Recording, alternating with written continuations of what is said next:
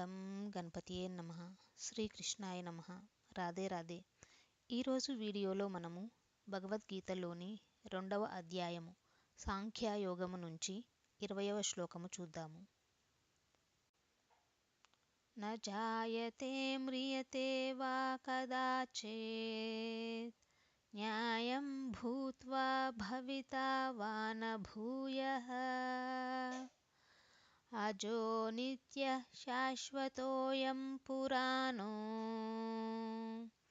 న హన్యతే హన్యమానే శరీరే. ఇప్పుడు ఈ శ్లోకం యొక్క అర్థాన్ని చూద్దాము. న జాయతే జన్మించదు, మ్రియతే మరణించదు, వా లేదా కదాచిత్ ఎప్పుడైనా, నా కాదు, అయం ఇది, భూత్వా ఒకప్పుడు ఉండి, భవిత భవిష్యత్తులో ఉండేది, వా లేదా నా కాదు, భూయః ఇంకా, అజః జన్మ లేనిది, నిత్యః నిత్యమైనది, శాశ్వతః శాశ్వతమైనది, అయం ఇది, పురాణః సనాతనమైనది, న హన్యతే నాశనం కానిది, హన్యమానే నశించును, శరీరే శరీరం ఎప్పుడైతే. ఇప్పుడు ఈ శ్లోకం యొక్క పూర్తి అర్థాన్ని చూద్దాము. ఆత్మకి పుట్టుక లేదు, ఎన్నటికీ మరణం కూడా ఉండదు. ఒకప్పుడు ఉండి ఇక ముందు ఎప్పుడైనా అంతమైపోదు. ఆత్మ జన్మలేనిది, నిత్యమైనది, శాశ్వతమైనది మరియు వయోరహితమైనది. శరీరం నశించిపోయినప్పుడు అది నశించదు.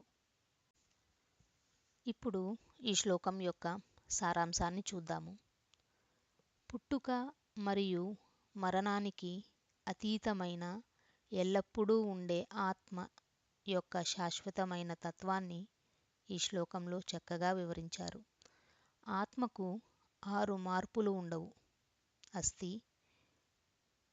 ఉనికిలోనికి రావడం, జాయతే జననం, వర్ధతే పెరుగడం, విపరిణమతే మార్పు చెందడం, అపక్షీయతే క్షీణించడం మరియు వినశ్యతి నాశనం కావడం.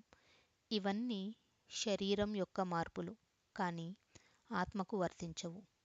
మనం అనుకునే మరణం కేవలం శరీర నాశనమే, కానీ ఆత్మ నిత్యంగా ఉండేది మరియు శరీర మార్పుల ద్వారా ప్రభావితమయ్యేది కాదు.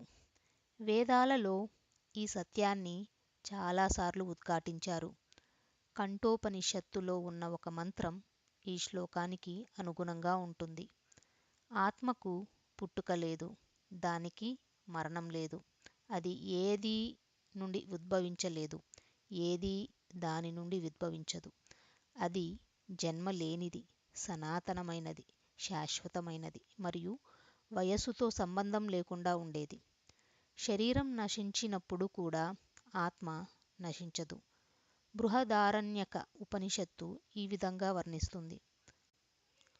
ఆత్మ అమోఘమైనది, జన్మలేనిది, మరణం లేనిది, వృద్ధాప్యం ఏమీ తెలియనిది, శాశ్వతంగా ఉండేది మరియు భయానికి అతీతమైనది. ఇంతటితో ఈ వీడియోని ముగిస్తూ మరొక వీడియోలో 2వ అధ్యాయం నుంచి 21వ శ్లోకంతో మళ్ళీ కలుద్దాము. ధన్యవాదాలు.